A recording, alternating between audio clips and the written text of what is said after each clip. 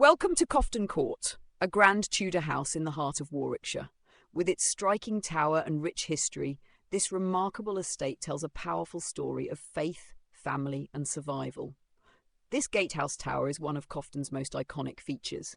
Built in the early 1500s, it was both a symbol of status and a place of watchfulness during troubled times. Coughton's history is deeply rooted in England's religious struggles.